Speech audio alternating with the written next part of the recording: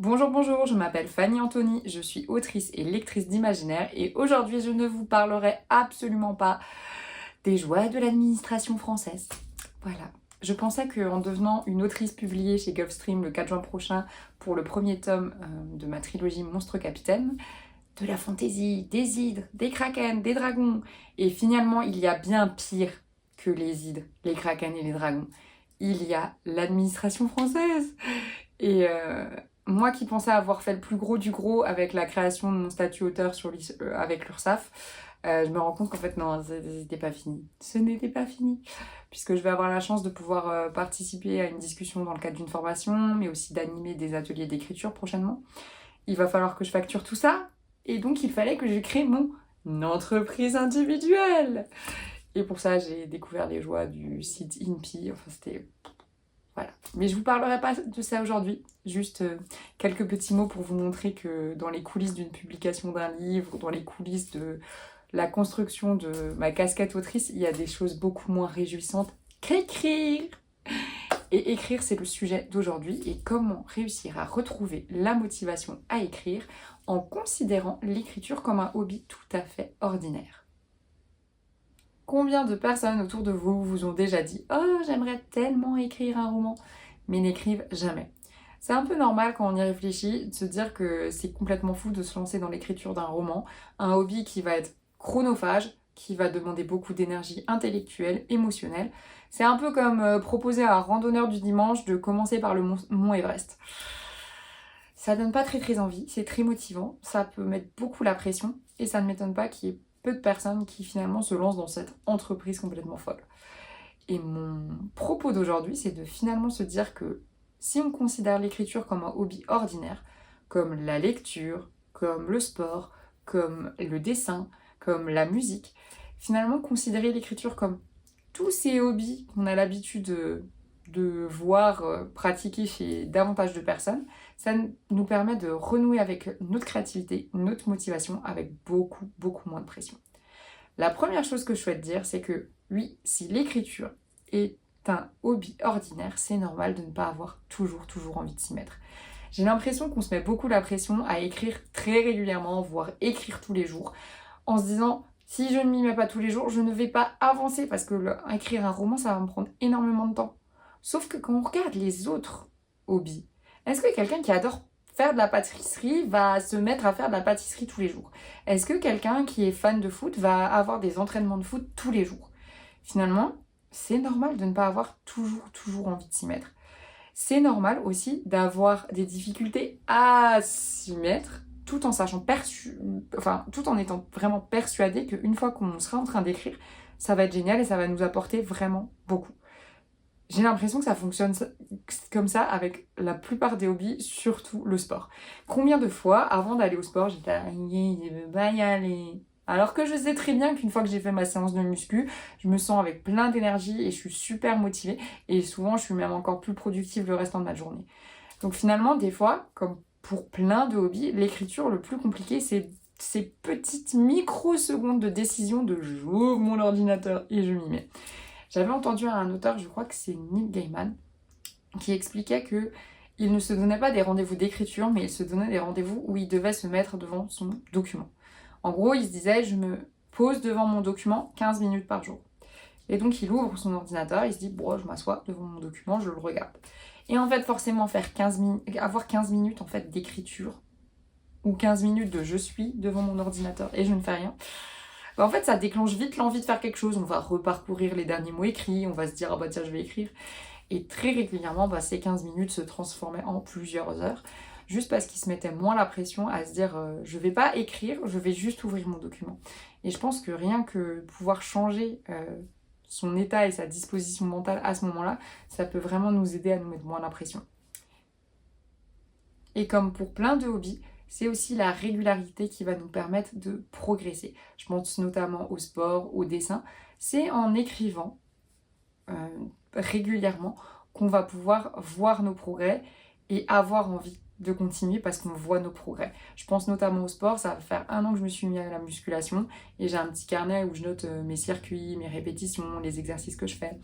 Et le fait de pouvoir voir mes progressions, c'est ça qui fait qu'après 1 an, je n'ai absolument pas du tout envie d'arrêter. Et la régularité, ça veut pas dire tous les jours en fait. La musculation, finalement, j'ai 2 séances par semaine et ça m'a pas empêché de progresser.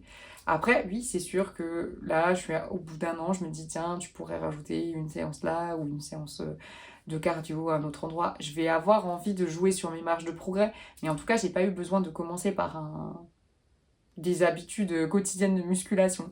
Je pense notamment au dessin, où ça peut aussi fonctionner comme ça, le fait de pouvoir garder des traces de nos dessins et réessayer, par exemple, de vraiment garder nos dessins, numérotés, datés, et pouvoir se dire, ben voilà, là, ça va faire 1 an que je fais ce dessin de chien, bah tiens, je vais réessayer de faire un chien, là, maintenant, ça va faire 1 an. Et l'écriture, ça peut fonctionner pareil. Le fait de pouvoir noter le nombre de mots qu'on écrit, en combien de temps, le fait de pouvoir relire des choses qu'on a écrites bien en avant et de se dire ah bah tiens là ça je vois que je l'écrirais déjà plus comme ça. Le fait aussi de pouvoir garder un journal d'écriture où on va en fait non pas juste être dans une dynamique de production et de productivité en se disant bah là tiens tel jour j'ai écrit combien de mots et j'ai écrit combien d'heures. Le fait de pouvoir aussi après des sessions d'écriture écrire ses ressentis. Ça a été plutôt laborieux, ça a été plutôt fluide, c'était compliqué mais j'ai continué. De pouvoir un peu comme ça garder une trace de son ressenti par rapport à l'écriture et de pouvoir revenir sur ces différentes traces et de se dire ah bah tiens mon rapport à l'écriture il a vraiment évolué parce que je sens à quel point maintenant c'est important pour mon équilibre personnel et à quel point ça peut m'apporter des émotions positives. Voilà, le fait de pouvoir avoir un outil qui nous permet d'être régulière, et attention, régulière ne veut pas dire écrire quotidiennement, mais en tout cas de se donner des rendez-vous avec l'écriture et un peu de garder en mémoire différents ressentis, différentes statistiques, lesquelles vous aurez choisi, pour pouvoir voir comment on progresse, comment on donne de plus en plus de place à notre créativité. C'est quelque chose qui peut nous motiver à continuer. Et comme pour tous les hobbies, ce qui est aussi super chouette, c'est d'être bien entouré.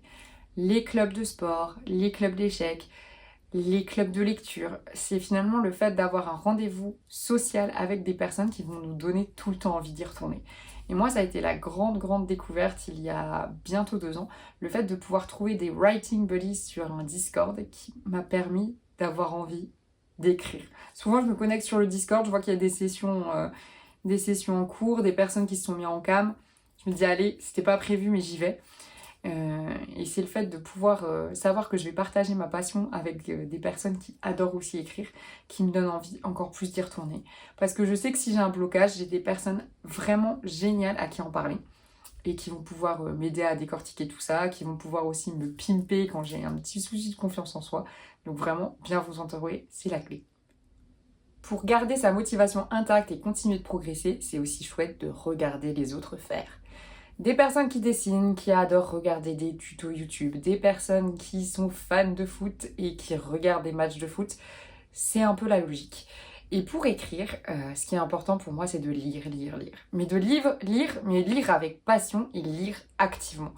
Vous êtes en train d'écrire un roman où vous voulez mettre en place une grande ambiance gothique, dark academy. Regardez comment d'autres personnes l'ont fait dans les livres pour pouvoir vous imprégner de cette ambiance. Je trouve que ça permet d'être motivé, mais ça permet aussi d'avoir des nouvelles clés et des leviers pour pouvoir encore plus s'impliquer dans son écriture et encore plus trouver des moyens de s'approprier des choses qu'on a adorées. Ça peut être des livres, je pense que ça peut être aussi, dans une certaine mesure, des films qui vont vous parler énormément. Et le fait d'avoir envie de faire à sa façon, je trouve que ça permet de garder le feu de la créativité intact. Quand on commence à considérer l'écriture comme un hobby ordinaire, ça paraît beaucoup plus naturel de se dire qu'il est tout à fait normal d'avoir besoin de se former pour progresser. On va commencer un instrument, on va prendre des cours de solfège, on va prendre différents cours. Pour le dessin, ça peut être pareil dans certaines écoles. Ça paraît juste normal, alors que pour l'écriture, on a l'impression que bah oui, il faut que je m'y mette et il faut que j'écrive. Oui, mais ça peut être très aidant de s'entourer de personnes expertes qui vont pouvoir nous donner beaucoup de conseils. Surtout que maintenant, on peut trouver plein de choses gratuites. Je pense notamment à beaucoup de podcasts. Si vous avez envie de vous renseigner sur des petits thèmes vraiment précis, dans des formats courts de 10-15 minutes, je vous conseille Devenir écrivain, mais aussi Procrastination. Si vous avez envie davantage d'investir de temps pour votre formation et aussi d'investir un peu plus d'argent, je vous conseille 2 académies que j'adore. Il y a l'Académie des mots raturés, où vous pouvez trouver des packs de différentes formations avec différents formateurs, différents écrivains sur des thèmes très précis. Et moi, celle que j'adore énormément, c'est Cécile Duquesne. J'ai regardé la dernière fois, j'ai fait quand même 15 formations sur son site. Il y a vraiment beaucoup de modules, beaucoup d'exercices concrets. Moi, honnêtement, c'est Cécile Duquesne et son école d'écriture, c'est vraiment le dispositif de formation qui m'a permis le plus de me sentir en progrès et qui m'a le plus permis de me sentir en train d'approprier des outils narratifs, des outils créatifs. Donc vraiment, je la conseille les yeux fermés. Et il y a aussi tous ces livres. Des livres, oui, on va quand même parler de livres, hein. Celui que je conseille aux personnes qui ont envie d'explorer leur créativité pour se rendre compte qu'elle est un peu partout, je vous conseille Big Magic de Elizabeth Gilbert, et je me demande comment il s'appelle en français. Après, il est assez connu, mais vraiment ça permet de réfléchir à sa créativité, mais pas que dans le domaine de l'écriture, à son énergie créative. Il y a aussi une petite dimension spirituelle qui pourra parler plus à certaines personnes aussi. Donc vraiment, je vous le conseille quand la motivation est au plus bas et que vous avez besoin juste de vous reconnecter à tout ça. Pour ceux qui écrivent de la fantasy, je vous propose Comme par magie de Terry Brooks. Il y a différents chapitres qui relatent ses expériences d'auteur publiées. Et ce que j'aime bien, c'est qu'il parle d'une façon totalement décomplexée des bons moments, mais aussi des grands moments de solitude. Donc ça permet de se dire que quelqu'un comme Terry Brooks, qui est genre trop connu, il a fait les chroniques de Shannara qui ont été aussi adaptées, ça permet en fait de relativiser ces moments de bad en se disant si même le grand Terry Brooks, il est passé par des moments où il était en dédicace et il n'y avait personne, tout va bien, c'est tout à fait normal.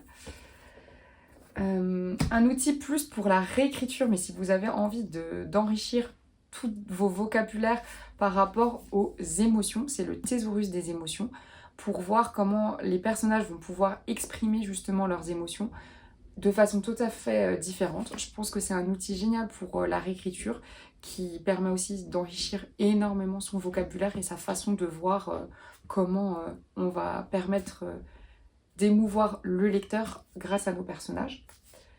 Si vous pouvez lire en anglais, parce que je crois qu'il n'existe pas en français, c'est la méthode Save the Cat Writes a Novel, qui explique en fait comment construire, mais vraiment la construction narrative pure d'un bouquin, avec ses différents actes, ses différentes scènes qui sont importantes.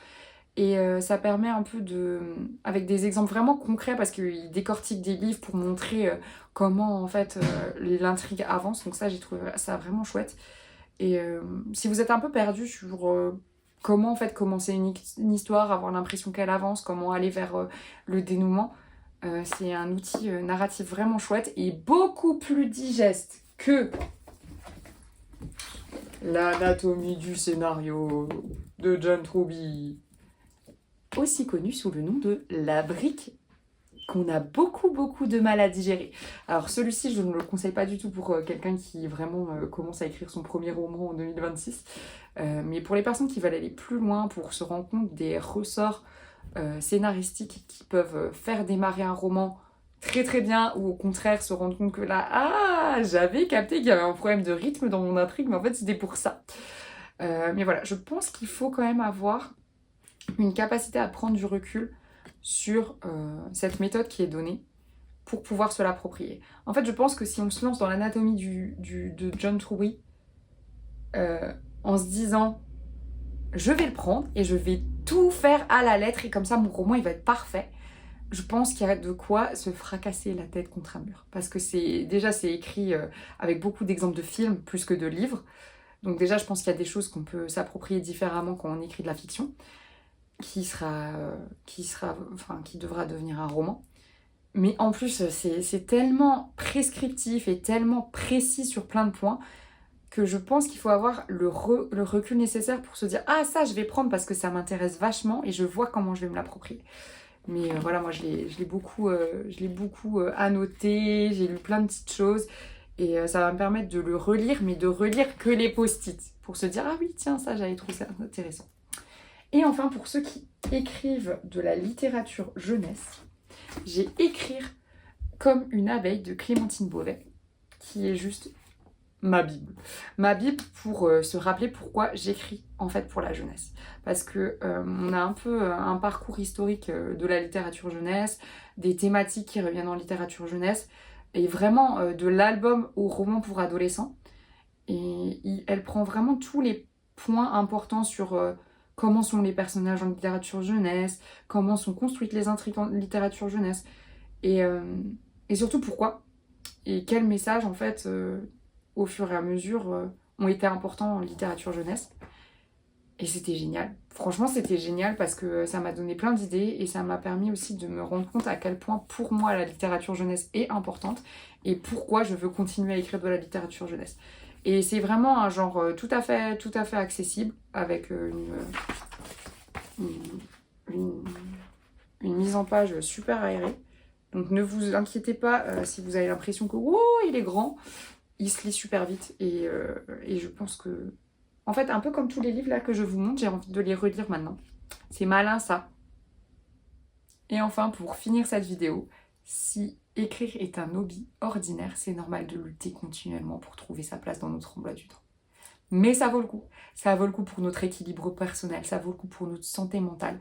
Et combien de personnes, en fait, se décident de s'inscrire à un club où ils vont avoir une séance de Zumba hebdomadaire, ou 2 entraînements de foot, ou encore le club de lecture où ils vont se rejoindre tous les mois, ou des cours de dessin. Le fait de pouvoir institutionnaliser ces moments-là, si vous en avez besoin, ça peut être génial. Parce que ça veut dire juste à vos proches, bah là, de telle heure à telle heure, j'écris. Et en fait, c'est comme ça toutes les semaines, parce que c'est mon rendez-vous pour moi. De la même manière qu'un tel va avoir son cours de cuisse abdos fessiers du mercredi de 18h à 19h. Ça permet un peu peut-être des fois d'officialiser ce moment-là et d'avoir plus de facilité à y revenir. Si vous en avez besoin aussi, sortez de chez vous. Parce que c'est plus simple aussi de se dire, bah là, tiens, de telle heure à telle heure, je vais aller dans tel café pour écrire et je vais faire ça toutes les semaines. Parce que de la même manière que machin bidule, il a son cours d'échecs le mercredi matin de 10h à 12h, et ben moi je vais avoir ce moment-là où je vais sortir de chez moi, je vais me préparer, je vais préparer mes petites affaires et je vais préparer finalement mon esprit à avoir ce moment pour moi d'écriture. En tout cas, j'espère que cette vidéo vous aura donné envie de créer et de accessoirement créer. Et que ça vous donnera aussi une possibilité de le faire en vous mettant beaucoup moins la pression. Parce que souvent, la pression, elle paralyse et la pression, elle fait qu'on reste sur son canapé à rien faire plutôt que s'impliquer dans sa créativité alors que ça nous ferait beaucoup de bien. De mon côté, je retourne aux corrections éditoriales de Monstre Capitaine 2. Si vous voulez en savoir plus sur mon univers, je vous invite à découvrir en barre d'infos ma newsletter et mon compte Instagram. Si vous êtes arrivé jusque là et que ça vous a donné envie d'écrire, n'hésitez pas à me laisser un petit emoji stylo ou feuille de papier en commentaire, comme ça je saurai que vous êtes allé écrire suite à cette vidéo. Et il ne me reste plus qu'à vous dire à bientôt pour une nouvelle vidéo. Ciao ciao!